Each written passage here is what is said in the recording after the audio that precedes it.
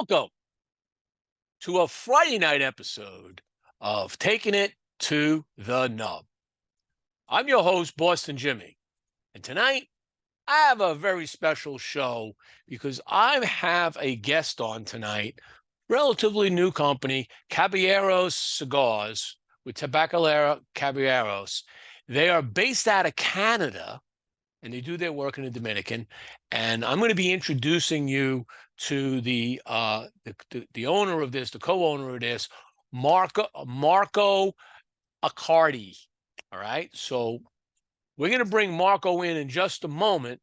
But as we always do, let's go pay a couple of bills. And today's show is brought to you by Bocock Brothers Cigars, a new and active brand founded by two Honduran brothers, Bryant and Douglas Bocock. The brand zeroes in on those folks that are looking for easy-to-smoke cigars inspired by unusual circumstances.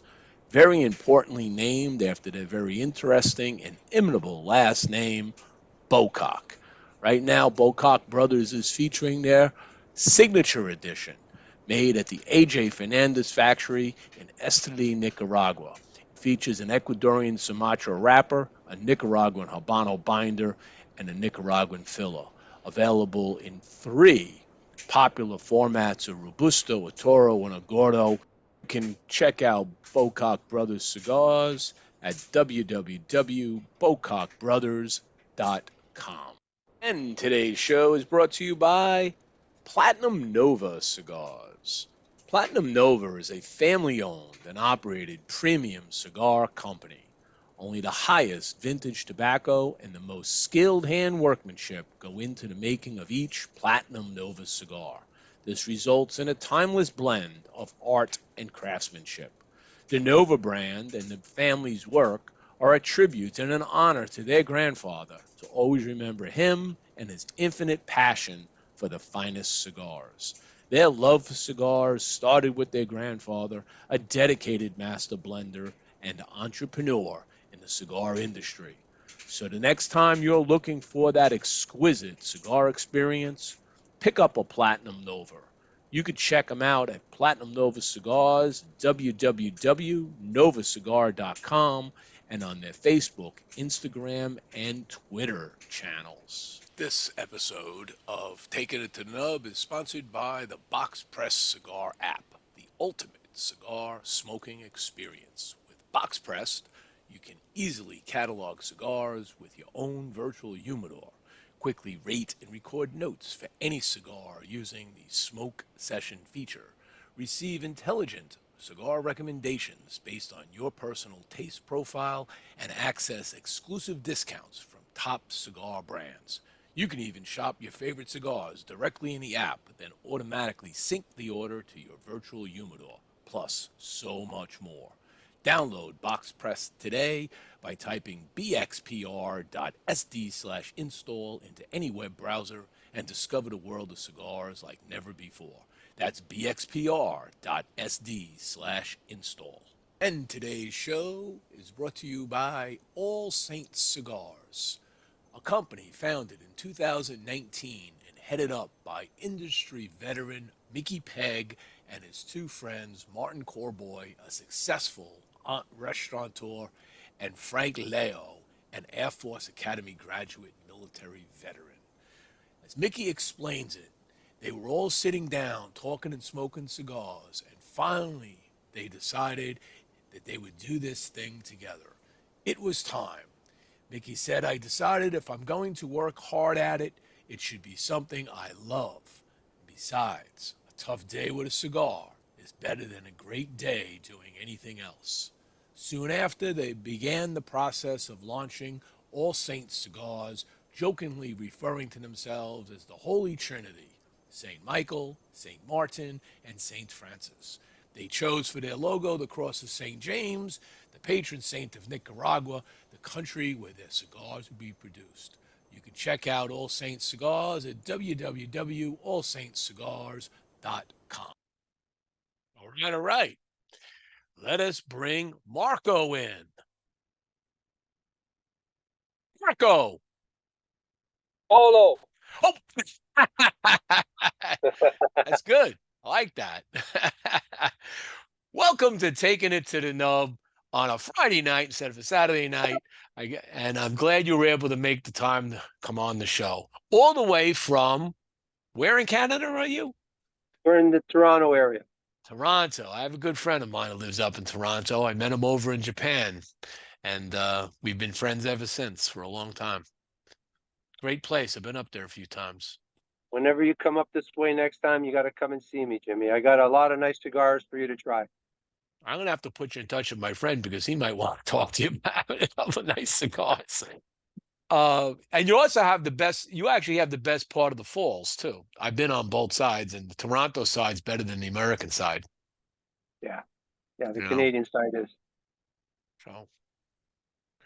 so my friend, let's talk. Let's get this whole thing rolling with your company name and a little bit of a background on your company. Just get everybody grounded on who Tabacalera and I can never drop the Caballeros, L's. Tabacalera Caballeros Caballeros. There you go. is You the name you of. do the talking. That's the name of our company. The name of our brand is Caballeros. We have a couple of lines out right now. We have a Maduro, a Connecticut, and a Habano. We're introducing the night line, which I think you're smoking right now, and so am I.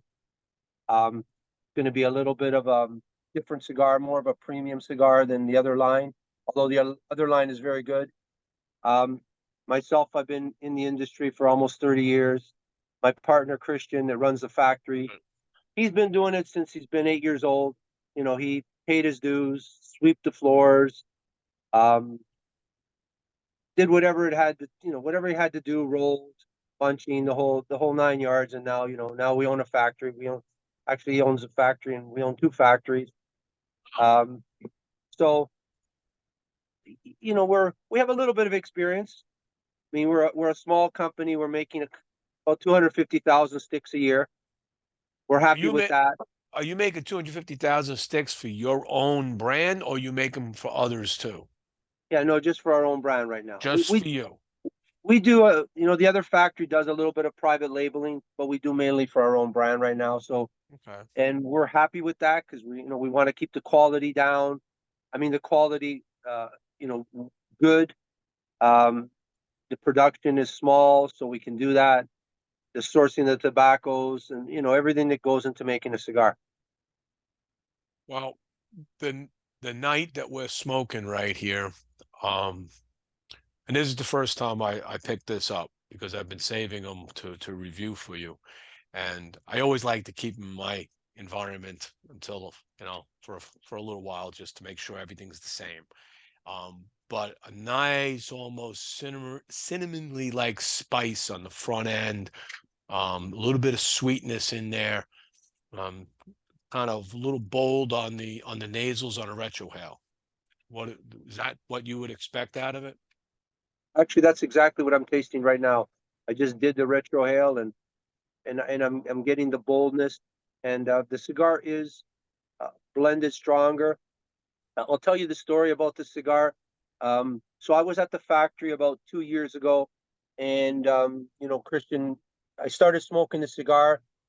Beautiful Connecticut shade on the ones that I was smoking. It was a little lighter than this one, and um, and it was strong. And I said, "Wow, this is a great cigar." I says, "You know what? Bundle a couple of them up." And I took them to the TPA last year. Let people smoke them. Really liked it. Took them to the PCA. Give it once again. I let few select people smoke them. Really liked them. So we thought, wow, this is a good cigar, and we started producing it. Now, what is the blend in this? So it's an Ecuadorian shade, Connecticut wrapper, Hmm. and it's got a Sumatra, I've Ecuadorian also, tasted that. and then we've got a blend of Dominican and Nicaraguan as binder too, and the filler we kind of keep it a secret. Okay, well, that's fair enough. I don't know. And the you're not going to go down what region of Nicaragua you're dealing with? No, you know what? I I could And, try. and to be honest with you, I got such a bad memory. I forget half the stuff I half the stuff I learned. I'm too busy. I'm too busy on the sales end of it, trying to sell.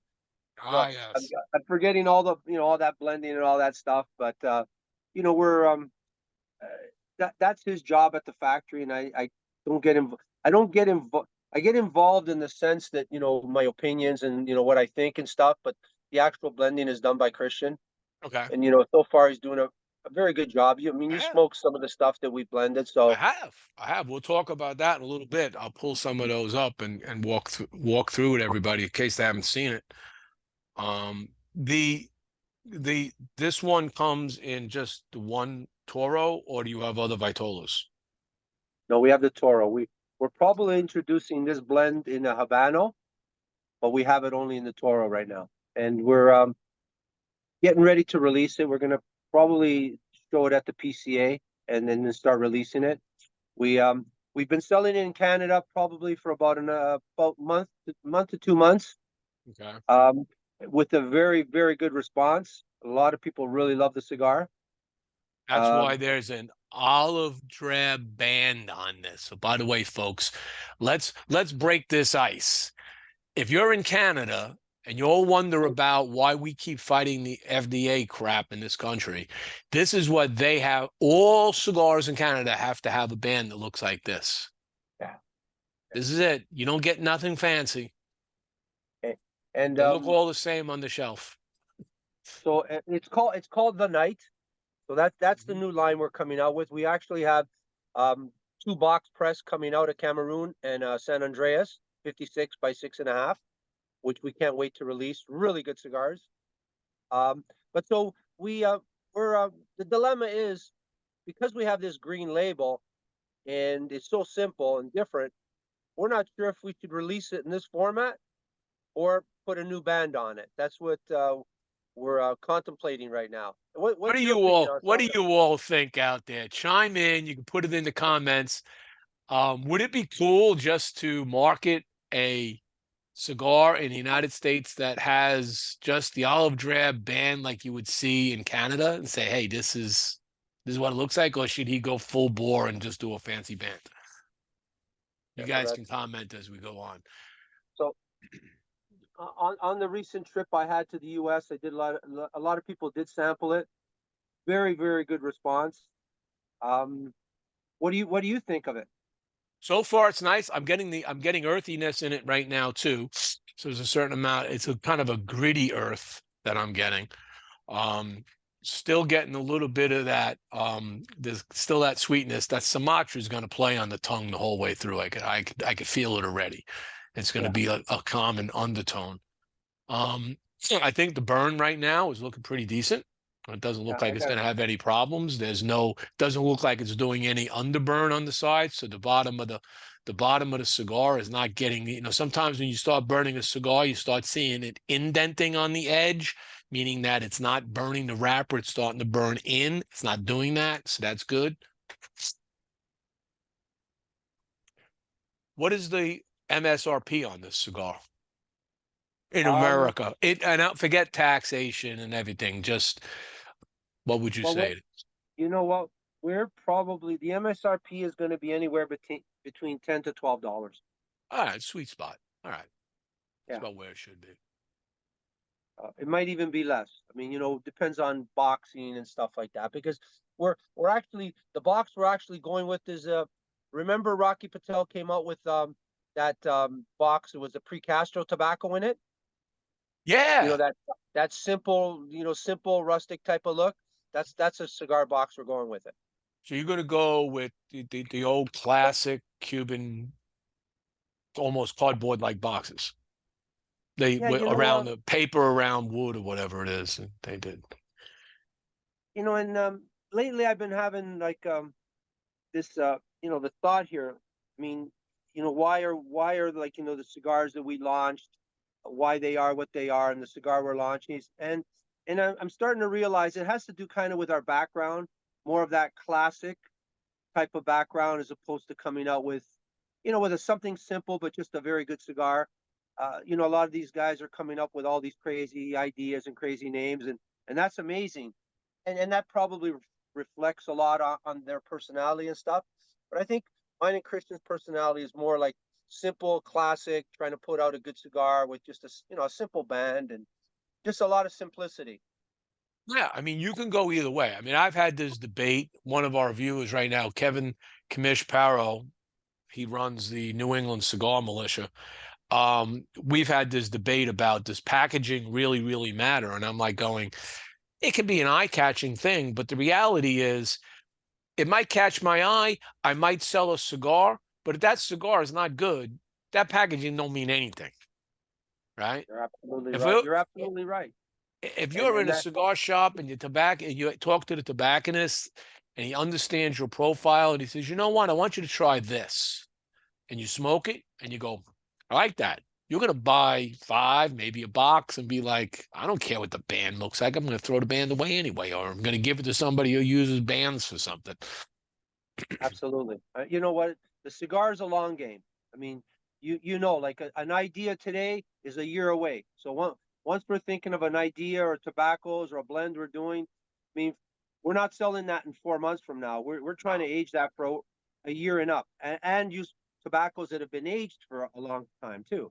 So, I mean, what we're trying to do is just put out a good quality product.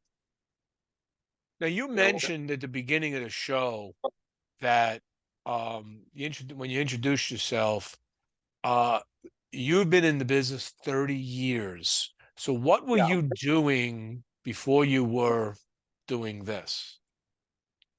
What is that? We were we're in the nightclub industry, and that's actually what got me into the business. Um, I was in Atlanta. We had opened up a club in Atlanta called Atlanta Live Hmm. during the Olympics.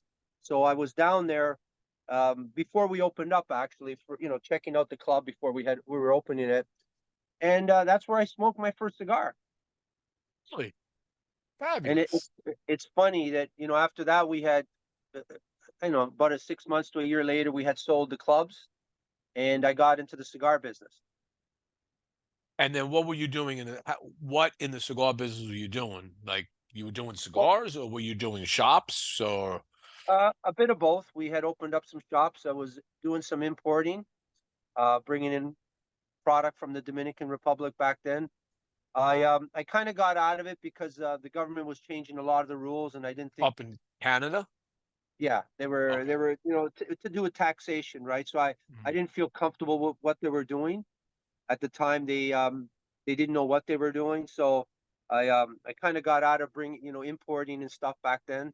But we've always had the shops still since that day. We had a couple. Now we only have one.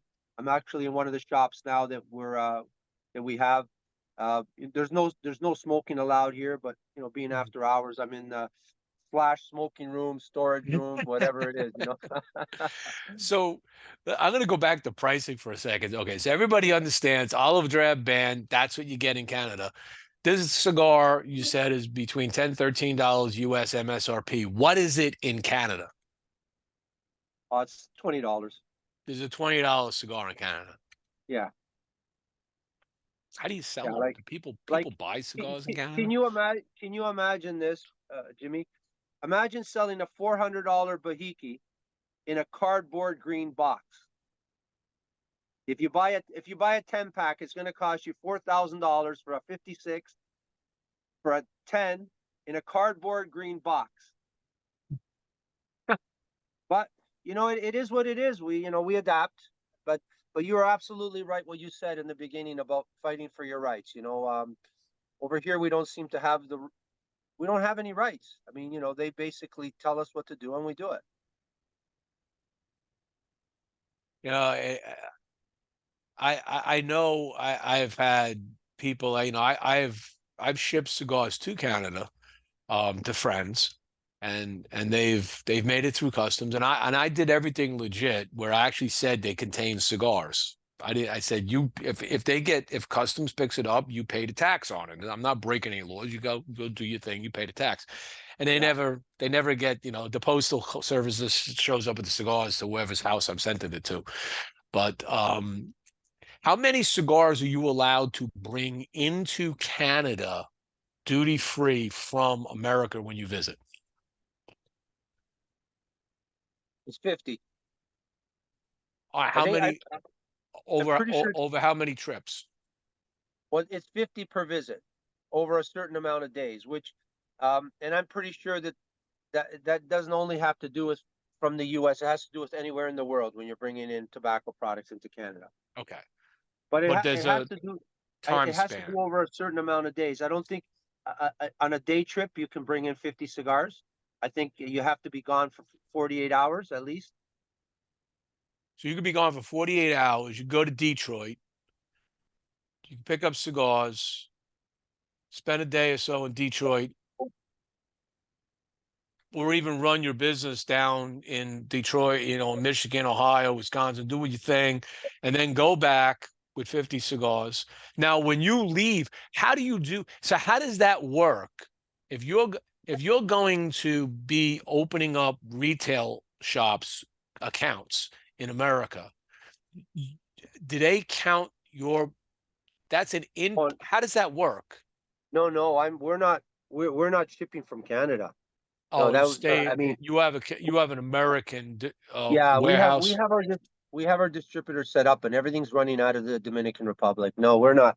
I mean, you could I could never ship from Canada to the U.S. I mean, this cigar would end up being maybe a $40 No, cigar, how $20 do you cigar. handle traveling with samples? So, every owner rep is going, in that they're going to travel from shop to shop and they've got Yeah, a we ship cooler from our door full.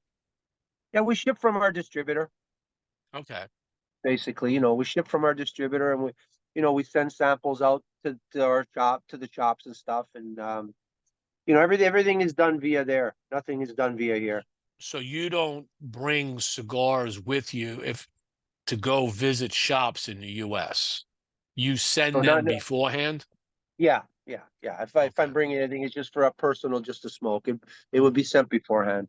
I mean, I like to set up in the future an office in the U.S. Probably that's what we're going to do. Maybe down in Florida, because I want to be in the sun down there. But no, we There do you go. everything via Canada. All right. I mean, All right. via the Dominican Republic, via the U.S. Right. Everything Yeah. is set up there. It gets distributed from our distributor. Now, how old is the company now? We've been working for about 2 years now.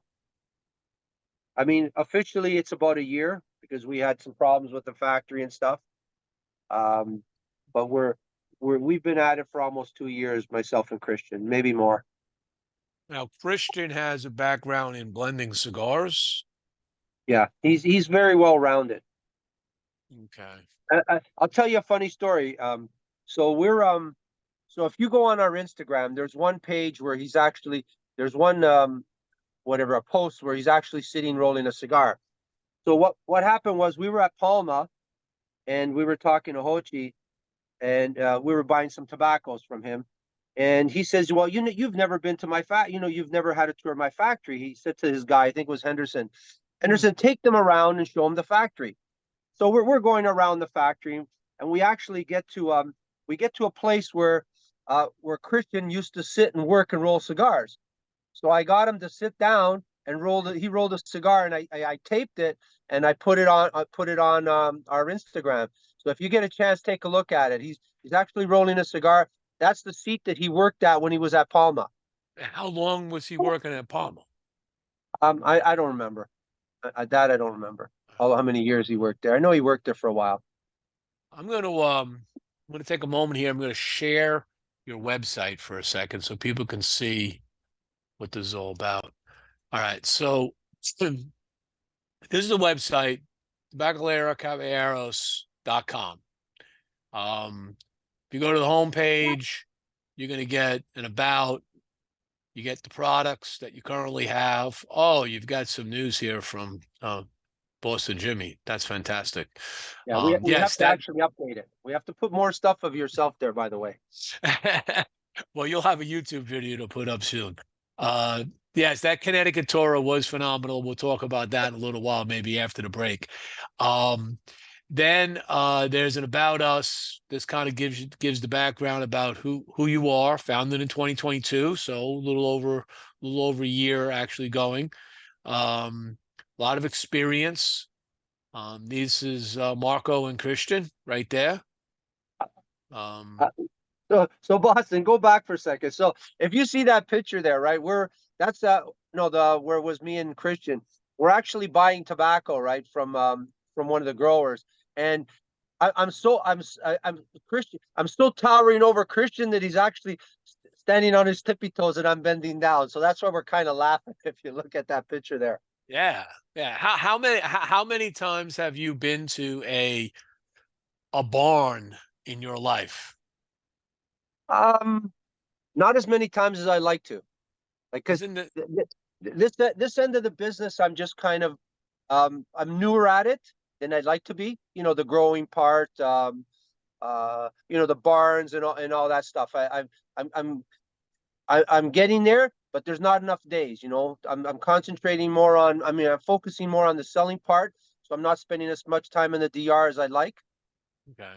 So was this your first experience when you created the company to actually get involved and understanding the seed to pallet process of the farms and the factory and the rolling and the smells and the aromas and the sights?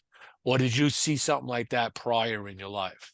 No, I did it prior. I was doing it in '96, but Oh, but okay. um but now I'm taking it more to a different level because I mean back in '96 it wasn't as competitive as it is now.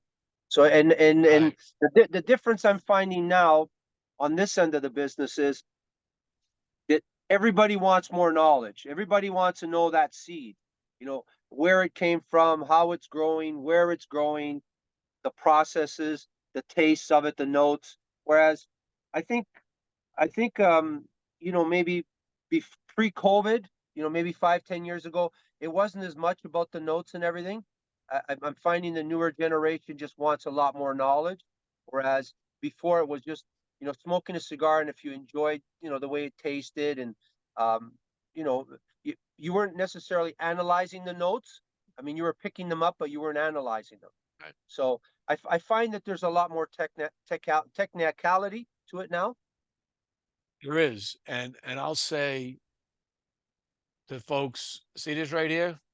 This is a Stogie Press signature burn cone right there. That is what I want to see on a well-constructed cigar. It's got that nice little, once that ash fell, it had that nice little rosebud or strawberry bud, if you will, at the end. Not pointy, just a little rounded at the edge and coming down. Perfectly centered, very well-constructed cigar. I'll give you that right now. So Thank you. I like I mean, that. that's what we're all about, just trying to make good to great cigars. You know, um, I always keep telling people we make good cigars. And then I say, well, what's a great cigar? Because I love to say a great cigar, but I'm not sure what a great cigar is. What do you consider a great cigar? You want me to tell you some great cigars? No, I'm just It's saying. pretty, Well, it's pretty what do you easy. It's pretty easy to understand my view of great cigars. If you just look Okay, at my cigar of the year list that I came out with this year, right? okay, The Steve Saka, Dunbarton Tobacco and okay. Trust, the Krakatoa, my number one overall cigar last year. Phenomenal. I love that cigar. And I'm not the only one that said it, because Steve is in a celebratory mode right now, because every list that comes out is putting his stuff at the top or right near the top. I mean, he has done an outstanding job. His Papa Soccer is amazing. Um, if you So there's a small company down in Texas, I'm okay, just saying a great cigar is basically something that rated pretty high, in your opinion. a great cigar to me, well, from if you ask me personally, a great cigar is one that's going to have a complex flavor and aromas.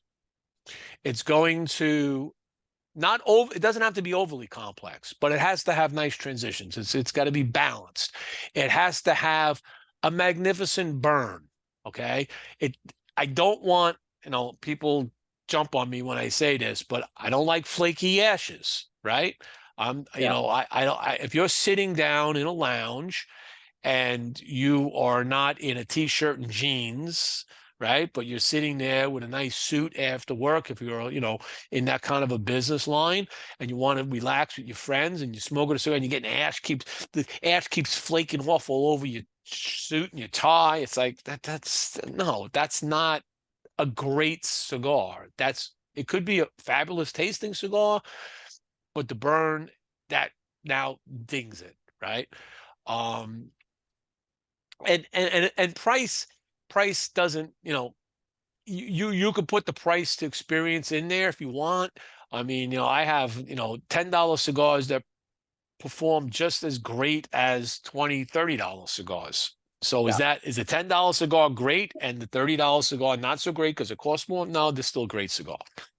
Now, Okay. Well, if you ask me across the board what's a great cigar, I tell people, look at the lists that come out at the end of the year. Okay. And don't look at mine only. Look at everything that's out there. If you're geeky, if you want to be geeky like me, I look at all these lists at the end of the year, and I like to see what cigars show up on lists multiple times. yeah. Because if there's one on there that I didn't review, um, I'm probably going out and buying it because more than one person said it's a decently good cigar because it made a list. I mean, it's on a top 10, top 15, top 20 list out of thousands of cigars that are out there. That's probably something you want to pay attention to. So Yeah. that's my answer to a great cigar. Yeah. No, I mean, and very well said. But I guess in your sense, you're more technical. But like, if you were to ask me what a great cigar for me would be, I wouldn't probably half of the stuff that you said I wouldn't be looking for. I would just want to enjoy that cigar, and at the end of it, I wanted to say, "Wow, this knocked my socks off." Like it surprised me, the flavors, the transition, and all that stuff. I wouldn't necessarily be watching the burn all the time, and you know, the Yeah, the, but the act and all that you stuff. want to be touching it up all the time. Yeah, because I mean, it's different. The hat I wear now, more from the manufacturing end, is totally different from the store end. I always used to tell people, don't if you're analyzing a cigar, you're not enjoying that cigar. If you're going to take that book and you're going to sit there and analyze it from beginning to the end, you're actually just kind of working as opposed to sitting there and enjoying a cigar. Now it's different because we're in the business, so this is what we're doing. But on a note from somebody who's a smoker, if they're doing that, they're taking away a lot from the enjoyment, their pleasure of the smoke and the cigar. And that's why, and you make a very good point because that's why I tell people if you want me to review a cigar, if you give me one cigar, you're gonna get the review you're gonna get. Okay. Yeah, You're gonna give me two or three cigars. I'm gonna probably smoke two of them, okay, for the review and compare whether they're consistent and whatever. But I'm gonna take that other one and I'm gonna put it away for a while because I want to sit back and enjoy yeah, that cigar. Because you're right. When I'm doing a review, I'm thinking about it constantly. I have to be like, what was that flavor note? Because I got to write it down. I got to tell somebody what it is. What am I getting? I got this, I got that.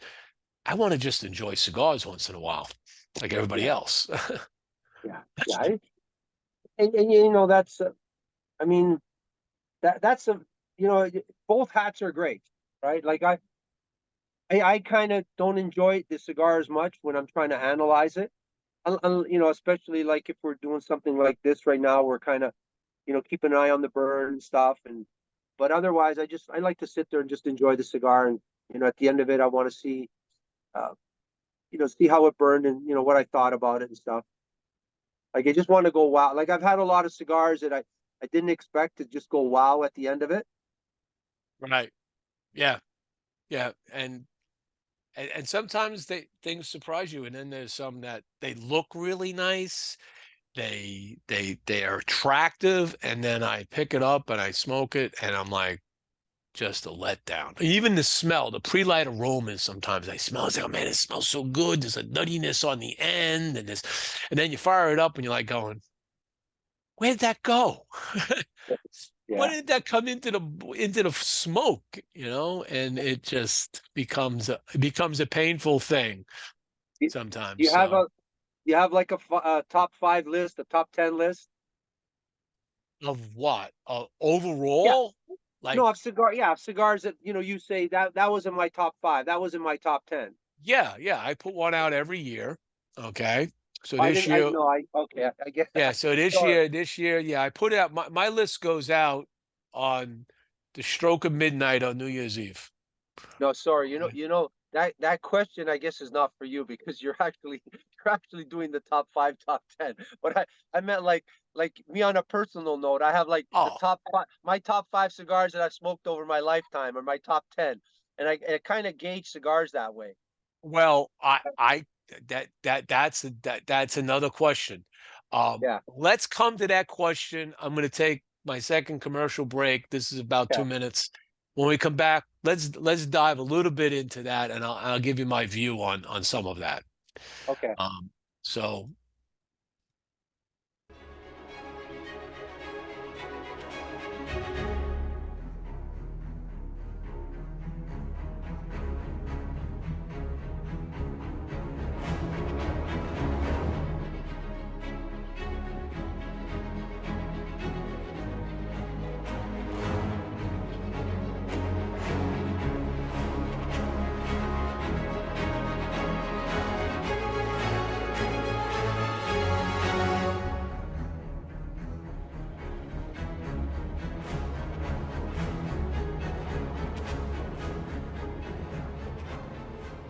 and today's show is brought to you by Casa Cuevas Cigars.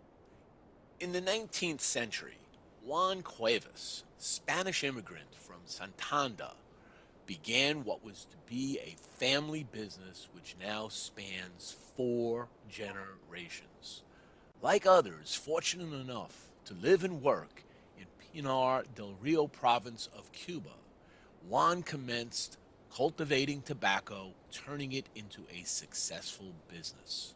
Following in his father's footsteps, his son Juan Jr. continued with the family business, successfully expanding it until events which took place in 1959 forced a dramatic change.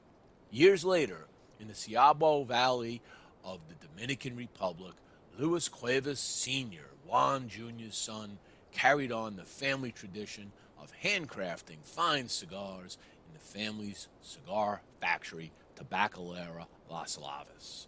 Today, Luis Sr. is joined by his son Luis Jr. in the manufacturing and sale of premium long filler cigars at their factory, Tabacalera Las Lavas in Santiago, Dominican Republic. So check out Casa Cuevas Cigars at www.casacuevascigars.com and on their Instagram and Facebook channels. All right, let's come back to Marco. All right, to answer that question, um, my absolute and have best cigar I ever smoked in my life was back in the early 2000s, and I was in Germany on business, and I would travel back and forth on this assignment I had, and I used to hang out at Casa del Habano's house in Nuremberg, Germany. So I got to know the owner there, and of course, lots of Cuban cigars on the main floor. The second floor had all the New World cigars, but I was obviously going to be smoking the Cubans because I can get them when I'm there. My last trip there, and I said, I don't know when I'll be back. I would like to have the best Cuban cigar that you would give me, and price don't matter, right? And back then, the prices weren't stupid like they are today. So he came out with a Don Alessandro Vegas Robania, the one that the old man rolled himself, the one Vitola that he rolled himself. Big cigar. It was like a double Corona or something. And I sat there. That thing lasted 3 hours. I could take, I could take this flavor wheel, and I could probably point to 90% of this flavor. I was just moving around and transitioning and giving me all kinds of fabulous notes the whole way through. Burned perfect, carried a long ash, dropped, had a perfect cone, had a pristine. I mean, it was absolutely nothing wrong with this cigar. Not one iota. And I told him, I said, I told him in German, so I'm in cigar and Himmel. In other words, I'm in cigar heaven, right? And he just smiled and gave me another rum. You know? So that I don't even know if you can get those anymore because the old man passed away and then it's not happening. Yeah. And if you can, it's probably ridiculously priced. And that cost me back then probably 30 US dollars, which was a lot of money, back at the time for a cigar, right? If I was to look at the New World cigars, one of my absolute favorite cigars, and they were in the market, they were out of the market. Now they're back in the market. They have a shop down in Miami. They're Nicaraguan folks that moved here. Um, there's a company called El Yayabo or Yayabo Cigars, and they have one called the Sirion. And I'm going to tell you, every person I've ever given that cigar to was like, "Wow, where'd you get this?" And I get them all the time, and I just absolutely love those cigars. Everything's perfect. It's a fabulous cigar. And then when I go down the list, people ask me if you walk into a shop, what do you buy? And some people go to buy it, but if I'm in a celebratory moment, I'm going to buy a Padron 64. All right, I like the 64 over the 27. Do I mean the 26? But that's my Padron. But if I'm not going to spend a lot of money, I'm going to go to a La Roma de Cuba Mi Amor. I love that cigar. A very budget friendly, very wallet friendly cigar price. Burns wonderful, got flavor, and it's been consistent ever since it came out. So those are some of what I say are my go-tos and my cigars I like. And there's a whole lot more, but that's just a sampling. How about yourself? Um, well, you know, the Bahiki, the Bahiki for me was a very good cigar. Number probably my in my top five, I have a Bahiki. I have the Millennium Monte Cristo, which I smoked like after aging in about, I don't know, 20 years. Um, I smoked the Trinidad when it just came out. Ah, I I, I can't remember the size, the name of it. It was a Toro size. mm, And one day I'm just, sitting there and I'm saying, you know what? Let me smoke this cigar. And I said, wow, what a nice cigar. And I actually, so it had a lot of medio tiempo, that cigar. And I have a feeling that they copied that blend when they made the Bahiki, or they took a lot of that blend because the Bahiki wasn't out at the time, but that cigar was out. And I remember that cigar quite a bit. So that's three. Then there's uh, I actually I smoked a Grey Cliff. So it's funny. I had a box of Grey Cliff. I smoked them back when they just came out in '96, uh, and then I end up smoking one about 3 years ago. The same cigar is just sitting in my humidor. So it had like 25 years of aging. I said, "Wow, what a difference! What a cigar!" I was surprised by it. And actually, Great Cliff, interesting story is that if you go to the Great Cliff factory down in the Caribbean, um, the cigars you actually get there, they've got Cuban leaf in them. yeah, The ones they sell in America don't, s- uh, supposedly. yeah. But I don't know. Were you getting those in Canada? No, no, I don't think they were being sold up here somehow. Mm. Got a couple boxes. I can't remember how. It was the red label and the blue label. But you got to remember, back in '96, that's when Okilo Loro went there, right? He just had gone to their factory and was making that cigar. So, and I didn't think much of it. But give it 25 years of aging, and all of a sudden, or whatever it was, I go, wow, what an amazing cigar. And then there's a few others which I can't remember. There's one that what the hell is it? Tars Leeton. You mean Lars? Yeah, Lars Teton. It didn't have a band on it. It was a weird figurado shape Mm. in a rough wooden box that I had just sitting in my humidor for a while. And same thing, I ended up smoking that about 4 or 5 years ago. It had about 15 plus years of aging on it. And I thought, wow, what a great cigar. And the Monte Cristo Special number 2, I Yeah. smoked one, I loved it. And I ended up smoking one 2, 3 years ago again, or a year ago. And I said to myself, I'm not sure what I loved about it. And it came from the same box. Some So, cigars don't age as well. no, but the first one had, it had about 15 years of aging on it. Hmm. And so I had a Artigas Lusitania, the same thing, amazing cigar. Like I have a lot, because I've been in the business for a while. I don't smoke as much as I collect, and I was collecting a lot of stuff. So I have a lot of product, my personal stuff that's got, more than 20 years aging on it. Oh, crap. Wow, Yeah, very I nice. actually got a box of pre Castro too, which it's a funny story, that one, but I'll tell you that in person or off the air.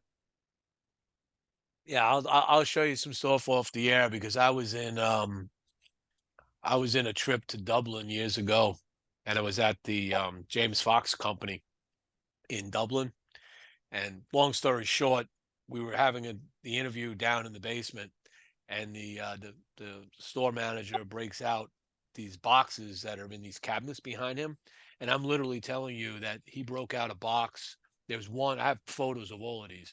He broke out a box of 110-year-old H. Upman box press Solomons.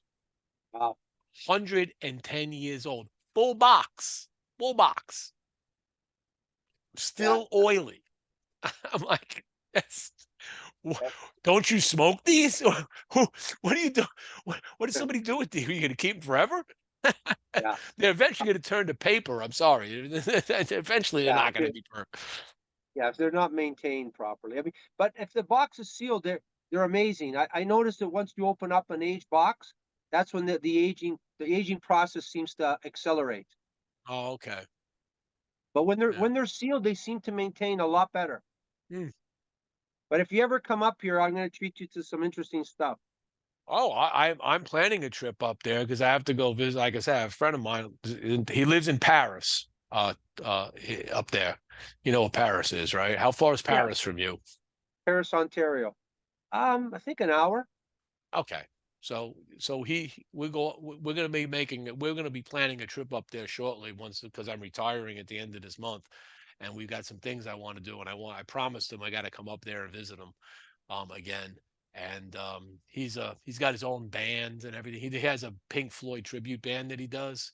He That's tours cool. around. You might have even seen him. I don't know. If I don't know if you're into the rock and roll scene, but he's got a I band I that I tours around.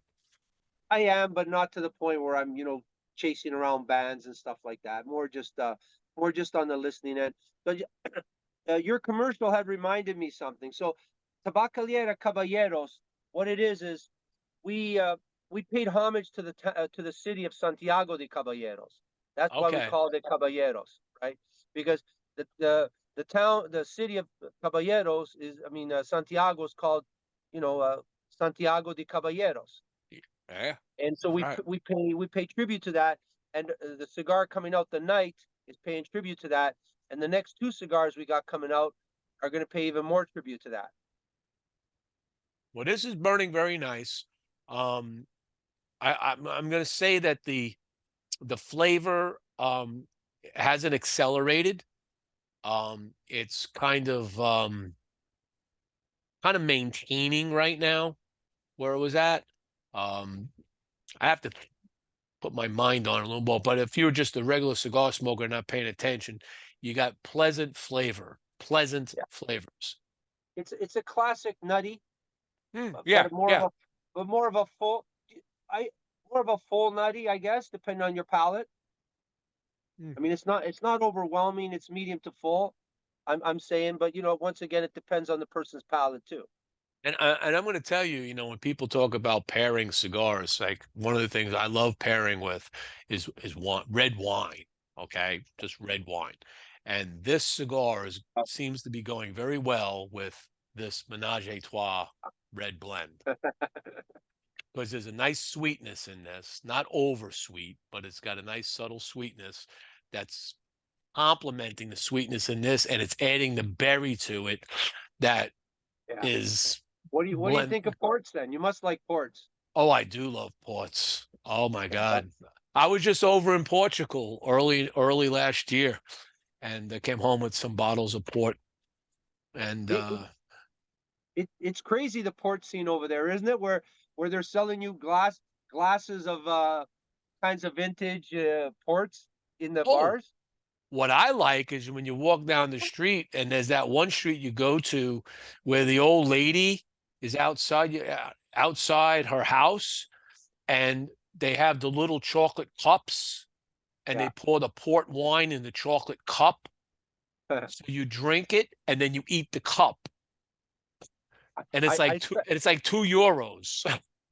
I spent 5 weeks in Portugal. We went all over during the Euro Cup back in 2000. One thing is crazy. I tell people I remember about Portugal. They're not a nation of hornblowers. No, Did you notice that? no. You you could sit at the light or stop sign for 2 minutes or whatever the case is. Now nobody's pumping that horn for you to They move just your ass out of the way. They're so relaxed. It's wild. yeah. I've been all over the world, and a lot of places you go, everybody's so in a hurry, bumping the horn. They're crazy. No, they just don't care. Nice and relaxed. You could be at there 5 minutes. Nobody's ever pumping the horn. Yeah, and that trip actually, we also spent almost a week in Majorca before that. You ever been to Majorca? No, no. One of these days. You got to put this on your list of travel. If you're in that part of the world, you have to go visit Majorca because if you take all of Europe and dropped it on an island, that's Majorca. They have everything from vineyards, olive groves, caves, Roman ruins, mountains, ocean vistas, um, party scenes, cities, rocky beaches, sandy beaches. And you could do the whole thing. You just drive around the island, you horseback riding. I mean, it is. I had so much fun on this island for a week with my wife. We just enjoyed it immensely. The worst thing is we were driving through. One of the main cities called Palma, and I'm driving a rental car, and I didn't get the little car. I got the little wider car, right? Plus the roads are very narrow. So we wanted to go to the cathedral. So I got the GPS, and it takes me into the inner city of Palma. Now, the inner city of Palma, the roads, they go like this. And there's like turns in this, like you barely can make a turn with a car the size that I had. And I'm like, I can't, and I make this turn and I look ahead of me and the road's narrowing. And I'm like, there's no way I'm going to get down there without tearing the mirrors off. And I look behind me, I'm like, oh, maybe I can back up. I can't do a 3-point turn because there's no way to do it. And all of a sudden, a horse and buggy's behind me. And the guy's like going, and my wife's going, you got to move. I said, I can't go anywhere. And the guy goes, you can move, you can make it. I said, what are you nuts? And he goes, oh, I show you. And I pull over towards the wall as far as I can. He comes by with the horse and buggy with his passenger, right?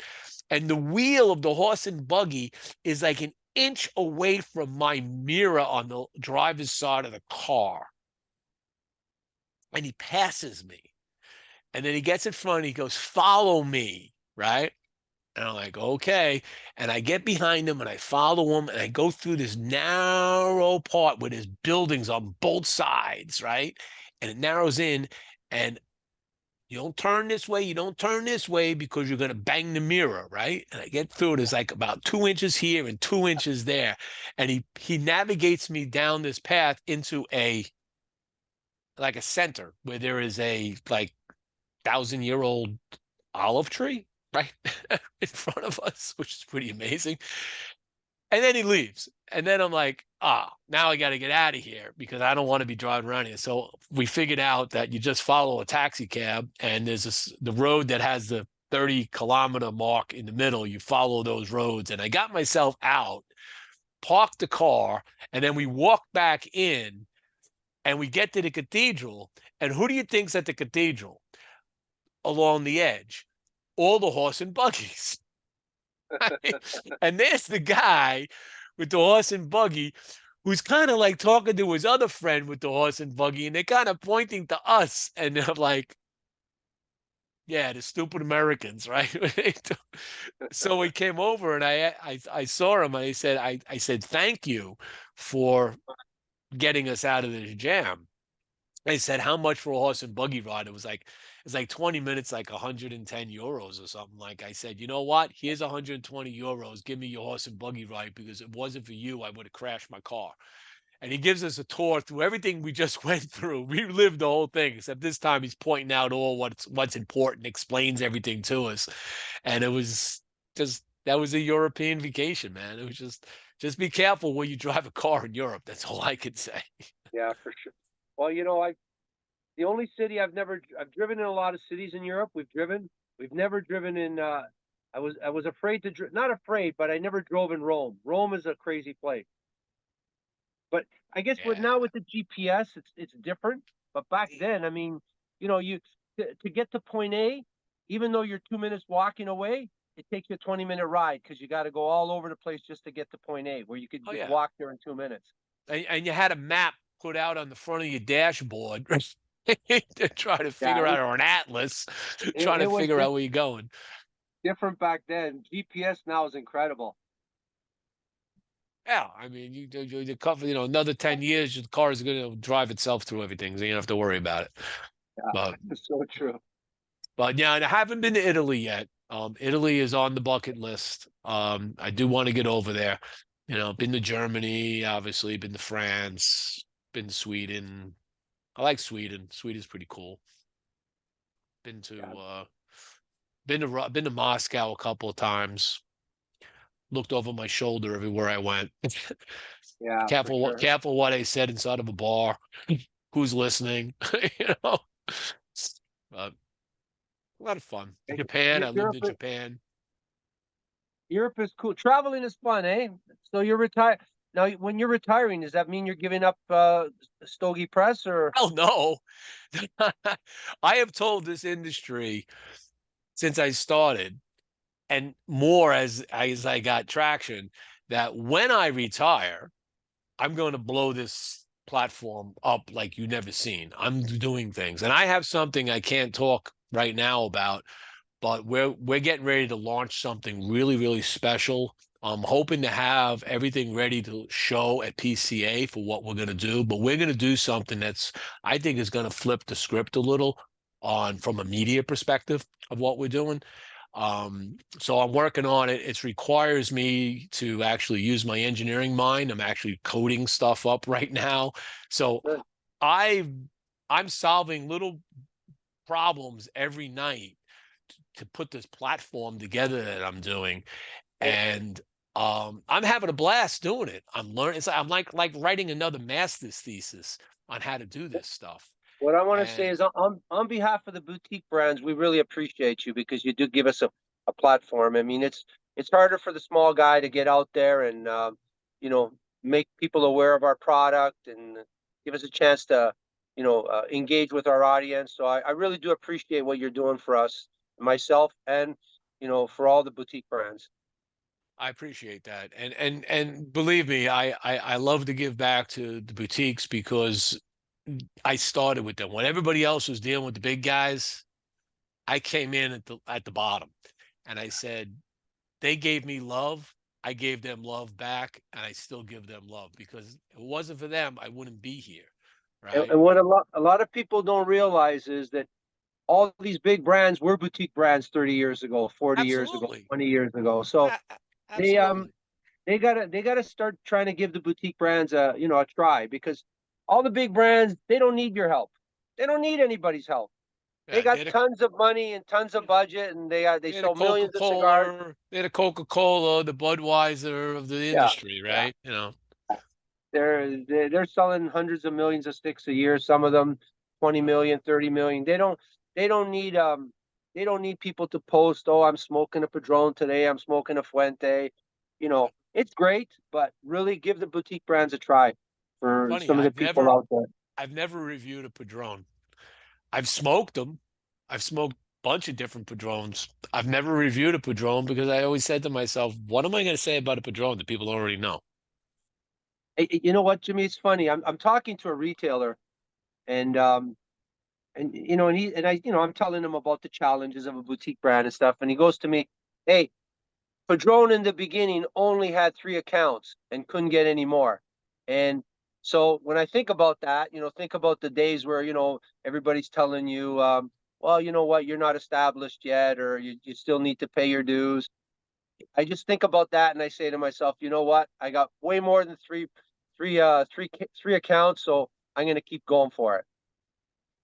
Plus, and it takes perseverance. Like at PCA this year, I plan on pulling together all of the brands that are there that have been in business for 10 years. I'm not talking 5 or 2 or 1. I want the 10-year mark guys. And there's a bunch of them because I've been doing this for 10 years. I want to bring them in and I want to have a photo op with all of us so I can write an article about perseverance. Okay. Because if you think about a brand, just think about this. A brand that started 10 years ago, what they had to persevere through. You came in, you had immediately the FDA crack down. You had all the scare. Many folded their cards and said, I'm not going to do, I can't afford to do this. I can't take the risk. I'm too small, whatever. Some of them stayed. They started to get traction. And then we had a pandemic. Right? And they had to navigate the pandemic for 2.5 years. Okay. And then get through and still have to deal with the FDA, which we finally kind of beat down a little for a while. We got a little bit of reprieve, but they were able to sustain and grow. Perseverance. You know, I do Taekwondo, and there are 5 tenets of Taekwondo, and 2 of them are perseverance and indomitable spirit. You can't quit. You can't let people tell you you're not good enough because all you need to say is, you know what? What don't you like about what I'm doing? And if you listen, some of it is good criticism, some of it is jealous criticism, some of it is just bad criticism, but you got to weed through it and say, okay, maybe I can make some adjustments, and you make adjustments where it's proper, and you grow and you learn, and everybody learns. This whole industry is about learning, right? There's nobody in this industry that, especially, you know, small guys, you're learning every day. I tell people it's you know what, the cigar business is the long game. It's not a short game, That's right. especially for the newer brands. I mean, you know, we're in it for the long haul, and that's what it's all about. Just taking your time and making a good product. Because if you make a good product, eventually you're going to succeed, and that's the key. You know, you have to make good cigars. You can't make gimmicky cigars. Gimmicky cigars can only sell once. Then That's you know right. you're not going to sell this. You're not going to sell that cigar to a customer twice. You'll only buy it once, maybe twice. Now, are you in the Boutique Cigar Association? No, we haven't joined yet. We're thinking about it, but we just haven't joined yet. Yeah, it's probably a good thing for you to do. I know all the people that are involved in that, and I think they're doing good things. They've made good inroads. They've forged a relationship with PCA now. Yeah, They're kind of hand holding each other as they go through. They have their own pavilion at PCA now. So it needs that traction. yeah. And people need to get highlighted and get out there and help each other. I mean, this is also a business of people helping each other. You don't own fields, right? No, No, so you're sourcing tobacco because you want to build. It's relationships, man. But Right? we have we don't own the fields, but we have some very good relationships with some farmers. Yeah, So that's what it's we all do get about. we you know we do get product. Um, because my partner's been doing it for such a long time, we basically can get everything we want. The issue is that sometimes trying to get that quality of tobacco that you want, and pricing seems to be going up every day. It is. And there's going to be, I mentioned this in the show the other week with Steve Saka. We were talking about it. You have issues coming up now with Ecuador. So you use an Yeah, Ecuadorian shade. They had bad weather, bad crop. So there's gonna a sliding scale of available leaf that's going to be coming out of Ecuador. Plus, they've got political turmoil going on.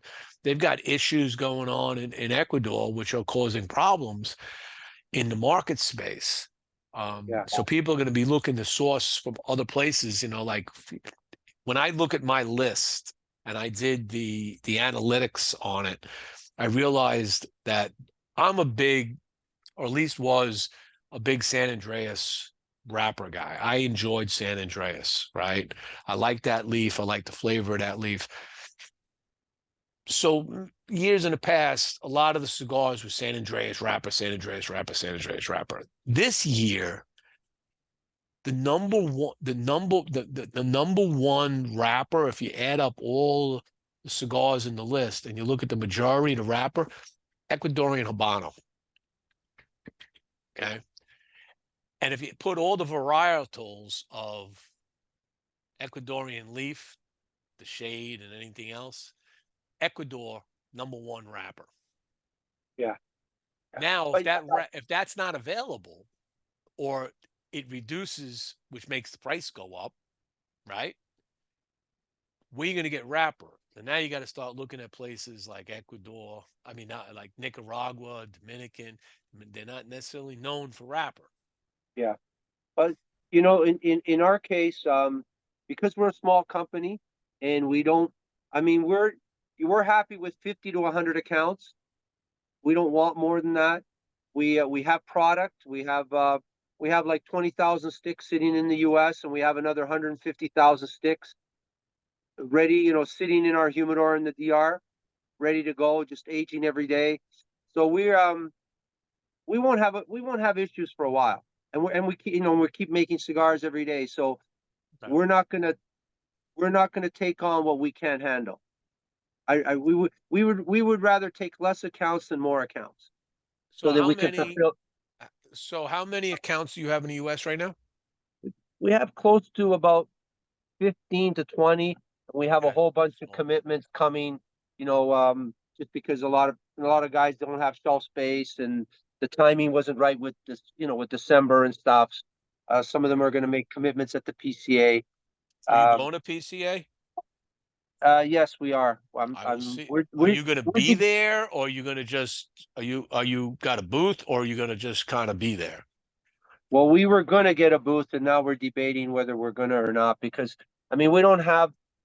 I don't need to open up hundreds of accounts.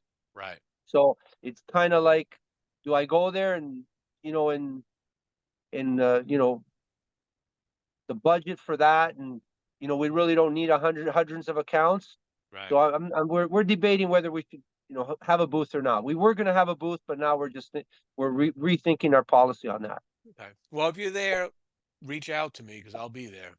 Yeah, And I'll send you a message for sure. We'll yeah, get together and we'll smoke. You know, definitely get together. and what it is too is we're not focusing only on the U.S. I mean, our goal is to sell cigars all over the world. That's my goal. I want to sell cigars in every country in the world. Are you So anywhere in Europe right now?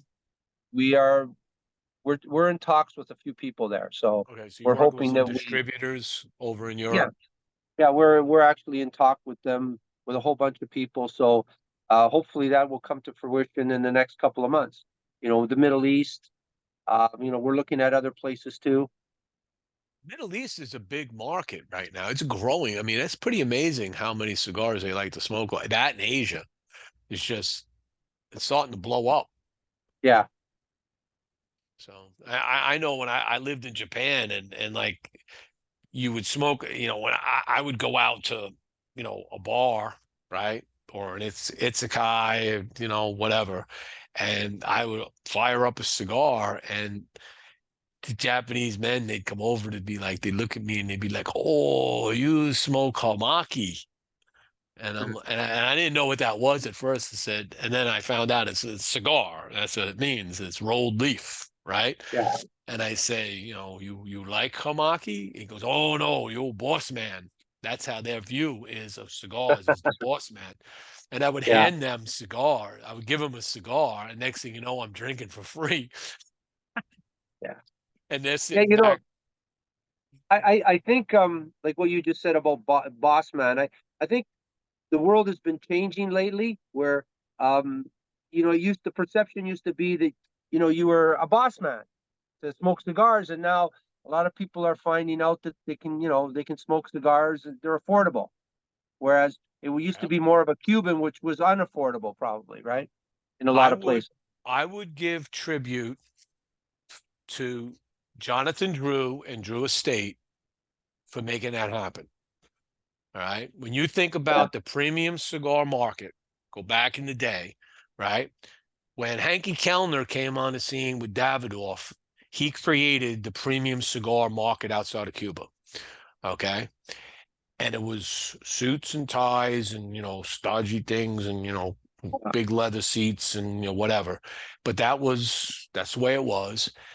And when Jonathan hit the scene, all right, it was wow. What all of a sudden you can get a cigar at a very reasonable price of good quality, right?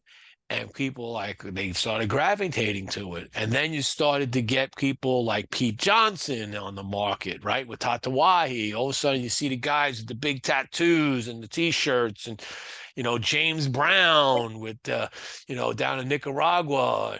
And suddenly cigars became, you don't have to be the white collar boss man. You could be a blue collar guy. You could be the guy that's in construction smoking cigars and enjoying them.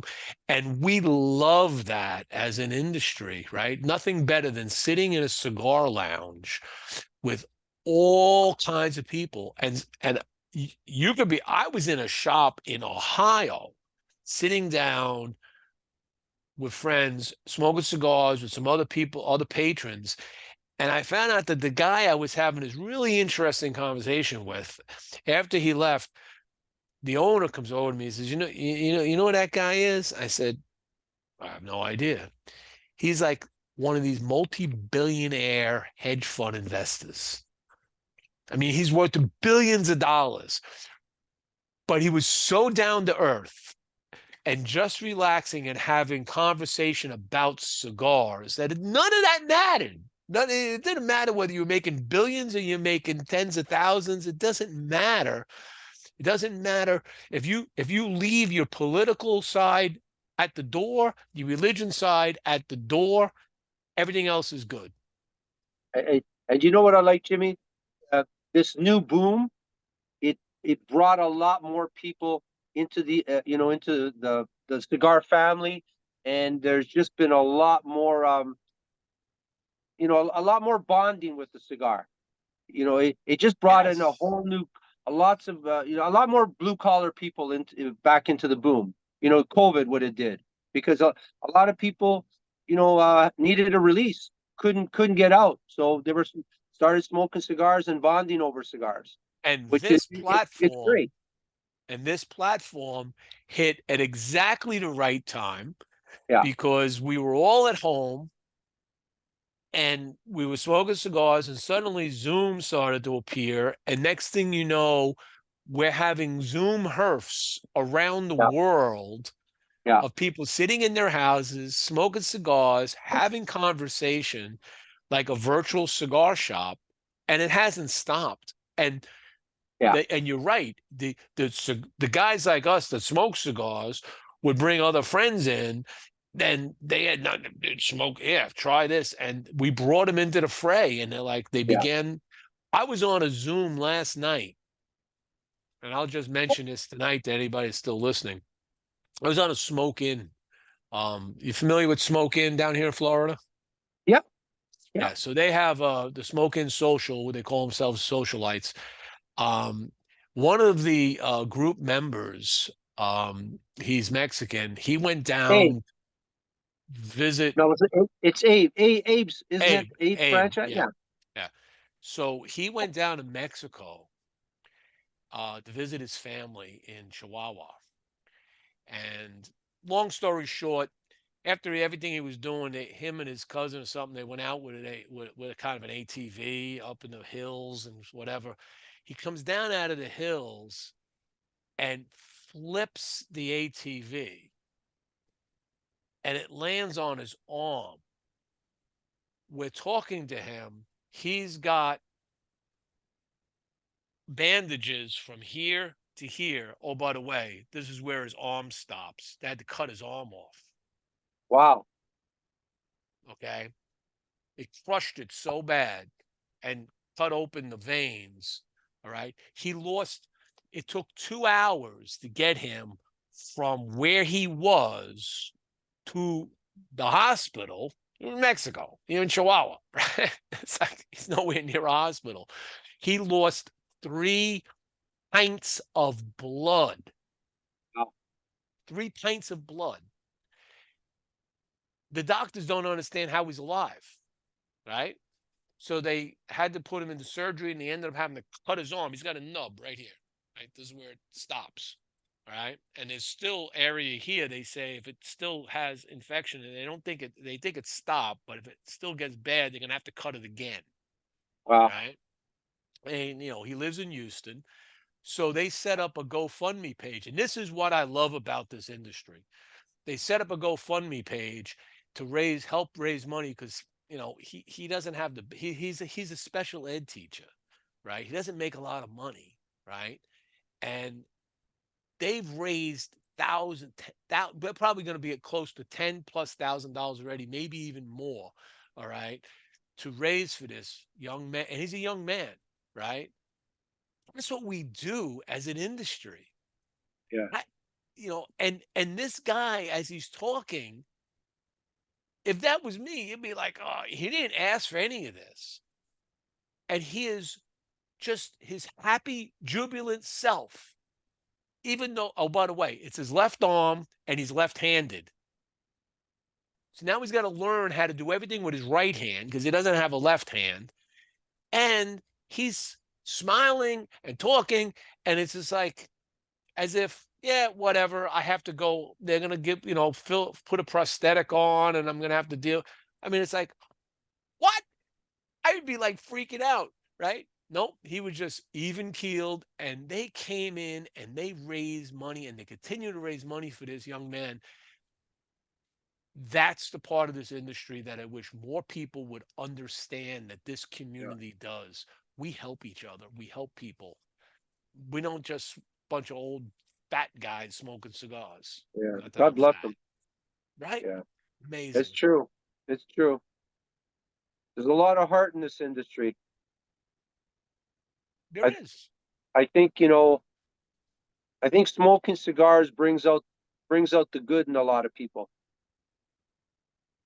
I think so, and it relaxes us. Let's be real. It's still a relaxing thing. There's nothing better than sitting down after, you have a long day. If you can't smoke in your office, whatever, you get a long day, you sit back at home after dinner, you sit back and enjoy a nice cigar or 2 cigars at night, and you enjoy yourself, right? You go to a shop and you enjoy yourself, and they want to shut all this stuff down. It's like, why are you bothering us? We're not bothering anybody. And you're right. And that's another thing. You guys are lucky that you guys have shops and stuff because over here you're not allowed. There's no shops, there's no nothing. And it's You know, cold. lounges. I mean, no, there's shops, but there's no lounges, is what there isn't, right? So you can't. You can buy the cigar, but where are you going to go smoke it? 10 below zero. Go outside and smoke your cigar, right? Well, you got to have smoke. I've done, and I'll have another show coming up in February. I do this every year. I do a smoking I call it the smoking tent show. So I reach out to consumers that have like places like Minnesota, Michigan, cold parts where they Yeah. have these amazing environments that they create outside with tents, teepees, big teepees, cabin, where they build an environment in their backyard to enjoy cigars and keep warm. I mean, it's incredible. The cigar family out there is incredible, We are and it supports each other very well. we are a very unique group of people, and I I feel so bad that we can't get somebody like the FDA and the government to just recognize the fact that all we want to do is be left alone. We're not pushing this on young kids. We're not we're not trying to we're not pushing for smoking inside restaurants. We get it. It's offensive to people. I get it. I'm fair with that. But our shop on a lounge, that's a place for me to go. Leave me alone. Oh, what about the secondhand smoke? I like your secondhand smoke. It smells nice. But you know what? If you don't like smoking, don't go to that environment. Oh, this is a smoking establishment. Don't go. Exactly. Right. So if you don't like smoke or you don't like secondhand smoke, don't go to a cigar shop. Don't go to a lounge, and you won't have it. My brother used to, God rest his soul, he used to be a construction manager in New York. And he would tell me the story when they was doing these crazy laws in New York with banning all the smoking and all of that. He had a friend of his had this beautiful restaurant. They had, it was at the time before the law got passed, you could smoke in it, right? And they passed the law and all of that. And it was a place where he would actually go and sit at the bar and smoke a nice cigar after work before he came home, right? The guy looks at me and he says, "Look, tell me I have to put a sign on the front of my building that's 6 feet wide by 6 feet high, big bold letters. This is a smoking allowed establishment. I'm okay with that," he said. What I'm not okay with is tell me I can't have that. Because if I do that and my food is better than the guy's next door, and if you want to come in my restaurant and you're happy with that, that's fine. If you don't want to come in because there's smoke inside, don't come in, he says. It's okay. I don't need you. I have plenty of clientele that loves to smoke, and they come into his restaurant. But they had to Yeah. pass the law and say no.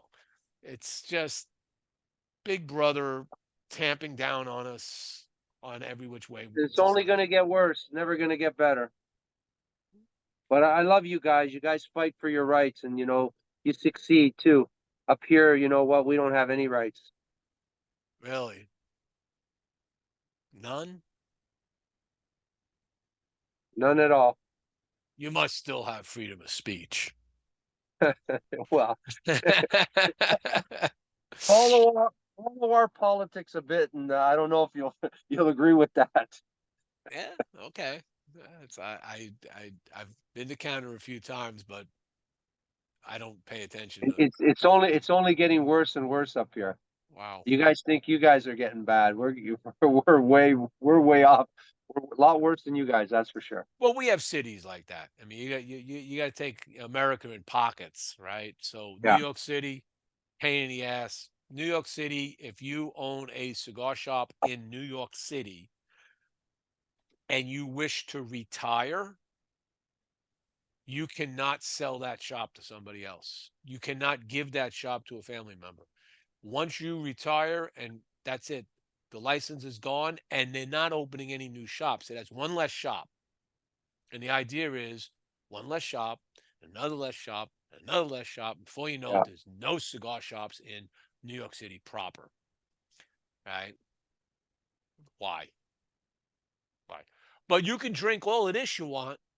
Yeah. This is okay, right? And you can smoke all the weed you want in New York because that's everywhere, and I'm sure it's everywhere up by you too, Oh right? yeah, it's legal over here now. Oh yeah, you walk You, you, you you could walk eat. down the avenue and you smell it everywhere. I bet. You, you could grow 4 plants if you want up here. Everybody's allowed to grow 4 plants. like California, like Massachusetts. I mean, yeah, I mean, we've got that, and that's because that's the new thing, right? So that's going to happen eventually across America. They're going to eventually, it'll be legalized like it is everywhere else because there's money. There's more Yeah, money in weed for the government than there is in this. yeah, yeah. We That's grow why they don't care Jamaican about this. we grow Jamaican tomatoes up here. I used to have tomato plants. Now I got wheat plants. I grow it just for the hell of it, just for fun. I would I don't even smoke, but I grow it just for fun, just for the hell of Just it, just to see how it grows. you just have it. You got weed plants. That's it. Everybody grows plants just for the hell of it. It's it's a new world we live in. That's for sure. Yeah, You know, the for older sure. I get, I can tell you that the older I get, I realize things haven't changed in one way. It's the same bullshit all the time. Maybe a different topic, same bullshit. All right. Yeah, for I sure. just live with it. So what do you think of the cigar? How's the So cigar? far, so good. I'm still getting that nice sweetness coming in. Um, there's still Got that? a little bit of nuttiness, like you said, and there's still some spiciness coming through on it. So It's it's got got that. a medium body blend to it. It's probably mild to medium strength. It's got that strong earthiness. Earthy, nutty flavor all the way through. Yeah, it does. It does definitely. So that you're highlighting whatever the Nicaraguan tobacco you have in here has is shining in this cigar also. So congratulations on that. You found a good leaf to Thank use. you. And I sent you that box press. Let me know what you think after. Um, Maybe give it a month. I think Okay, that's the new. That's one of the new lines we're coming out with. Is it the I sent you the San Andreas, I think. I think you did. Yeah. So we have that. The San Andreas, 56 by 6.5, and we have it in the Cameroon. It's Okay, coming out. We probably about 4 or 5 months. We want to that's give be it another 6 months of aging. that's becoming a little more popular too. The Cameroon again, it's coming back into the market. I'm Yeah. seeing more people playing with Cameroon. The Cameroon's a tricky wrapper in numerous reasons, as you probably know. I mean, it's tough to blend with. Okay, it doesn't blend with everything, and it's a very fragile wrapper.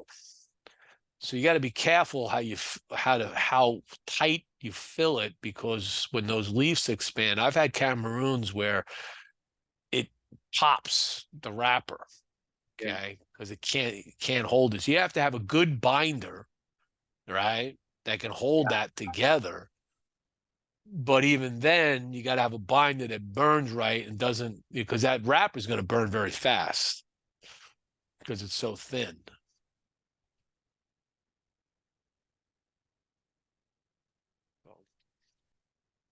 Well, we're well beyond our hour into the hour and a half. This is the point where I usually just say, let's talk briefly about Marco the man. All right. Okay. So we You talk wanna cigars. how Um, about just give them a quick recap on our cigars. You had yeah, rated our cigars, the Connecticut, the Maduro, yeah. and the Habano. Let me pull that up. Let me do that right now.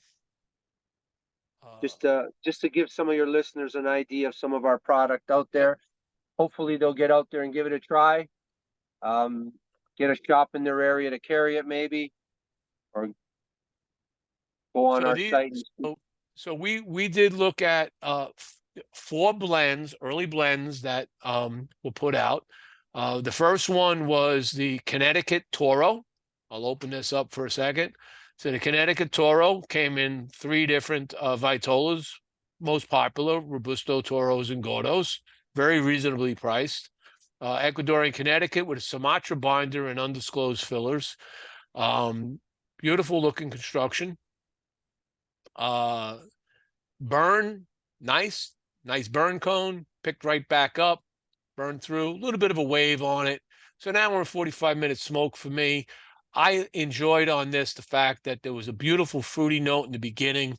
that had this natural sweetness, obviously coming in from that Sumatra, which is what I love so much in cigars. You got a little peppery spice and cinnamon. You seem to have a signature here with your cinnamon. That's good. A little toasted cracker aroma, cream, and there was a citrus note that was coming in, and there was a beautiful raisin note that came in at the final. So very nice cigar. Rated this one a 94. Took it right down to the nub. Okay, did have a little mild wave and a burn, but other than that, man, nice cigar. The second one we looked at, not as highly rated, was the Maduro Toro. This one here was the San Andreas, with Sumatra and proprietary fillers. Dark Maduro, nicely rolled, obviously, but this one here started, didn't carry as long of an ash, a little bit of flake on it, I think, but came in.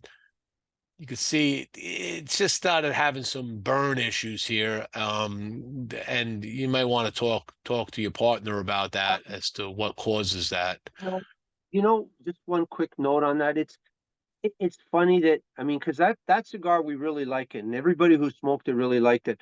And I know I know when you're rating the cigars, you got two of them, you're smoking them both, and I just have a feeling that those that particular will say that were rolled at that time, maybe had those issues, but it's not necessarily true for all of them. And it's funny because if you're, let's say I'm giving you another cigar, let's say that was rolled on a different day, it might have not had some of those issues, is Might what have I'm had trying the to say. one rolled. So you're telling me I got the one that was rolled on a Well, Friday or a Monday?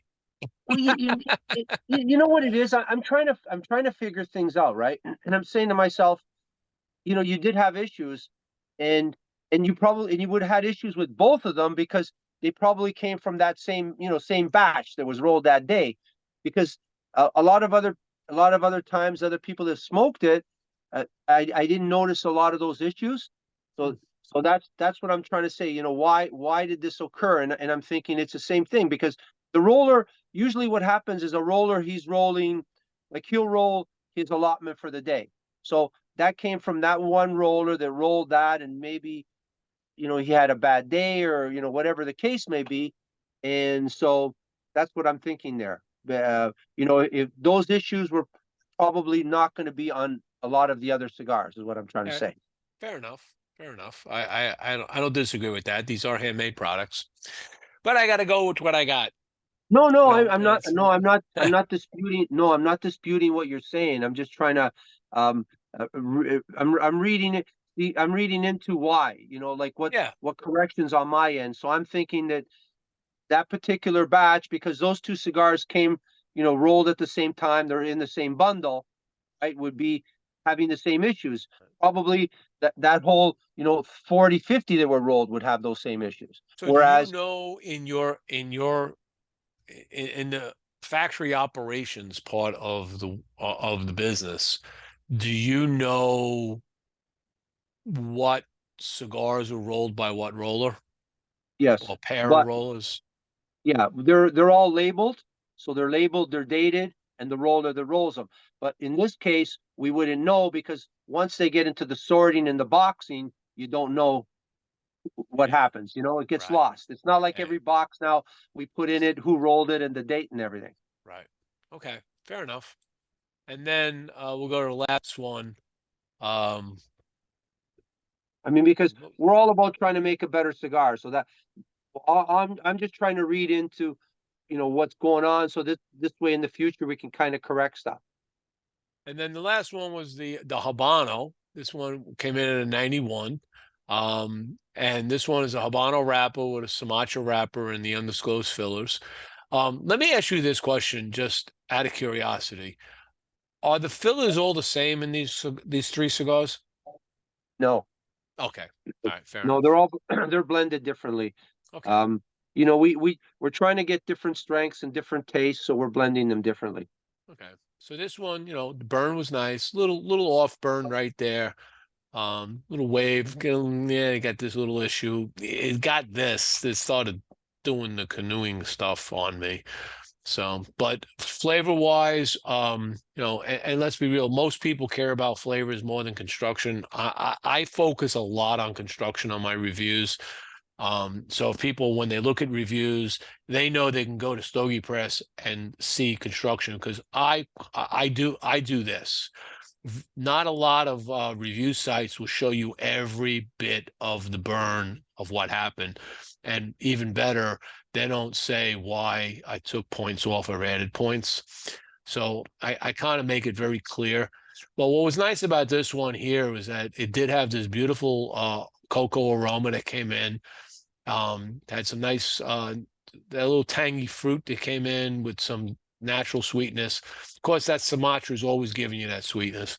And then that cocoa really developed into this beautiful dark chocolate midway. Okay. And that Habano is just going to give you that. It's going to give you that dark chocolate.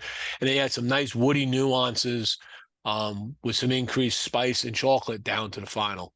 And again, all of these cigars lasted for me about an hour, 40, hour, 45 minutes. I smoke slow. Some people smoke a lot faster. I tell people slow your burn, you'll get more flavor. So just pay attention to how you smoking your cigars. I learned that by being part of the Cigar Smoking World Championship. Okay, I don't know if you're familiar with that, but there's a contest every year in shops all around the world where they call it the Cigar Smoking Championship. And what the rules are is it's always the same cigar that they use. They use what they call a Rocky Patel Moraver, which is a Corona. It's made specifically for this competition. So you think about a Corona, 4.5 inches.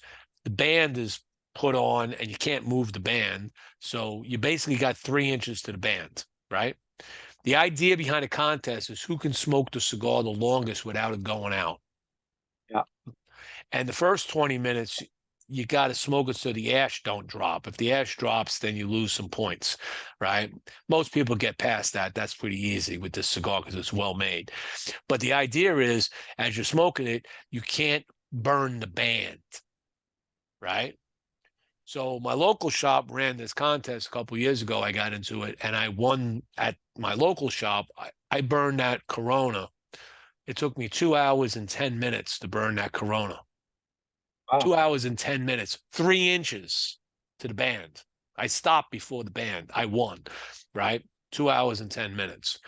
So I get a trip now to Pittsburgh to go to the national championship where all the shops that competed, there was like 15 shops, I think, that came in with the winners. And that was at the Rocky Patel Burn Lounge in Pittsburgh. And I came in second. All right. So what happened there is my first one, I won this, my local shop, I won this watch, this cool TW steel watch. And then the second one, I came in second and I won the cool cutter, right? This cool, this Les Fines cutter. The winner gets a trip to Croatia to compete in the world championship. Oh. The world championship, the same cigar. There are guys in Russia and I don't know if it's Spain or there's one other country that's very popular in this. They can burn that cigar without it going out for 3 hours plus. Think about That's that. good. That's impressive. And what they're able to do, the way they get around it, is they figured out how to, when it gets close to the band, the way they puff the cigar, they get it to tunnel. So it doesn't burn the binder and the wrapper. It's burning down the middle. And they That's burn cool. under the band, which Wow. gives you extra time, and it doesn't burn the band. But I learned from that, and I've always smoked a little slower after I got called out on it about 10 years ago. But that contest, I learned to really slow my burn because the flavors I was getting they were amazing. Because Yeah. you smoke it too fast, Yeah. you're just burning the Well, leaf. you're smoking it hot, right? Right. And you don't want to do that. Exactly. Do you blow through your cigar every once in a while? Clean up the carbons? I do that sometimes. Yeah. Yeah. It You depends. find It depends on the flavor note that I'm getting. If I feel like it needs to be, I don't do it often. And I only retrohale maybe 3 to 5 times max on a cigar, on like a Toro, because I read a good book that explained flavor a lot, and the writer, very knowledgeable, was like, you don't want to do too much retrohale because it messes your nasal up. But he said what you really want to do is this.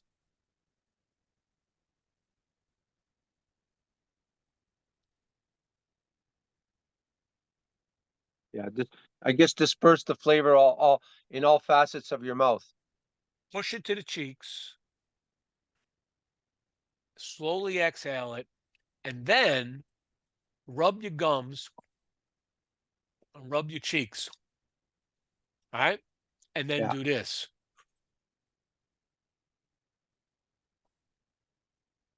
Just air. That the rub in the cheeks activates the flavor molecules that are stuck to your palate, and the air amplifies that, and you taste when you do that. Just like drinking wine, right? When people drink wine, what do? They smell it.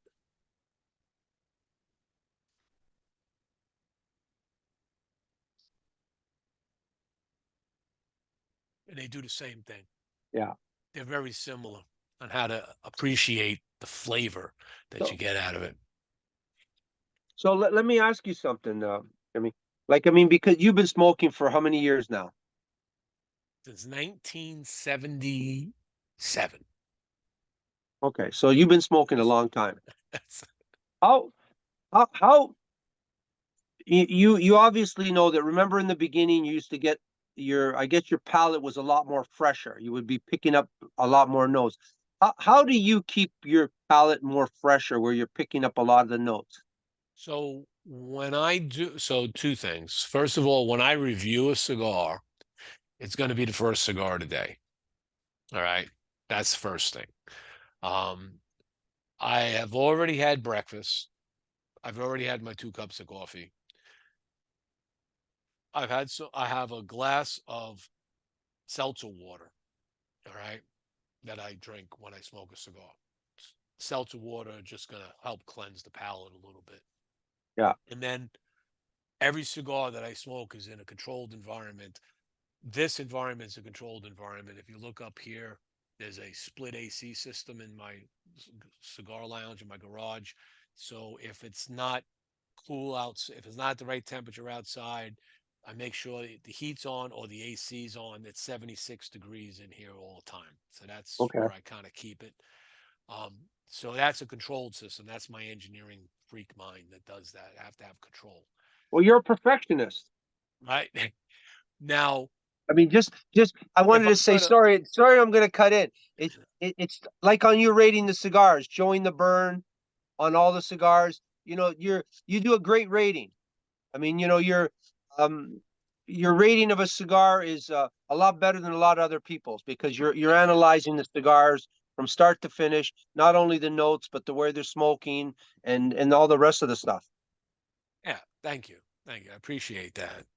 And then if I'm like really wanting, if I'm and I smoke like 4 or 5 cigars a day sometimes. And now like on a Saturday, easy 4 or 5. On a weekday working, it's usually three, maybe four. Right. When I retire, every day is a Saturday, so it's probably 4 or 5 cigars. But what I learned also in this book, which is magical, all right.